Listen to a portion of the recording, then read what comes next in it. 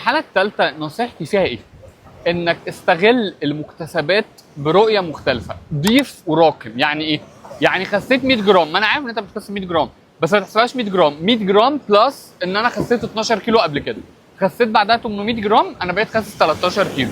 راكم كل النجاحات بتاعتك واعرف ان كل خطوه هي خطوه جديده بتقربك من انك تنهي الموضوع ده تماما.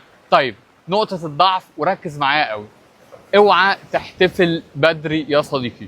اوعى تفكر انك خلاص فهمت اللعبه، اوعى تنزل صوره بيفور وافتر. هتلاقي ناس في الكومنتات دلوقتي بيحكوا ان في المرحله دي بالظبط، انا قلت في اول فيديو انا بتحداكم ان كلكم غالبا في حته من دول. عايزك تكتب لي باي ذا واي في الكومنتات انت دلوقتي في انهي حته وايه اللي لمسك بالظبط. المهم ان اوعى تحتفل بدري، اقسم بالله رعب.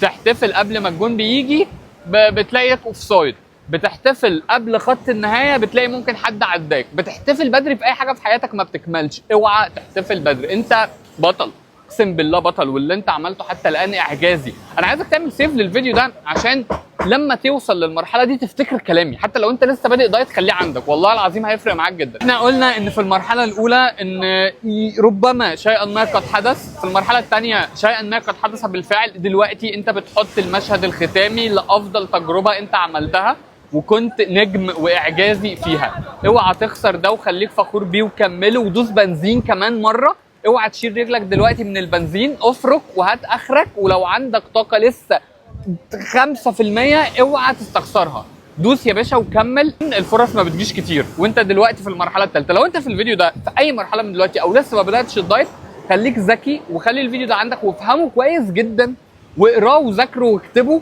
لانه هيفرق معاك جدا. لان احنا اتفقنا احنا هنا، انا مش بس دكتور محمد عصام دكتور الدايت، انا صاحبك في الرحله، واحنا كلنا اللي في الكومنتات بنمر بنفس الحاجه دي. فكل دول صحابك في الرحله، شجعوا بعض وقولوا لبعض كلام ايجابي، وعايزكم تعملوا مجتمع حقيقي هنا بتقروا كومنتات بعض وبتفهموا ايه اللي بيمر بيه وبتحاولوا تساعدوا بعض، حتى لو احنا مش بنعرف نرد على كل الكومنتات، واحنا بنرد على 80% من الكومنتات، فاحنا معاكم.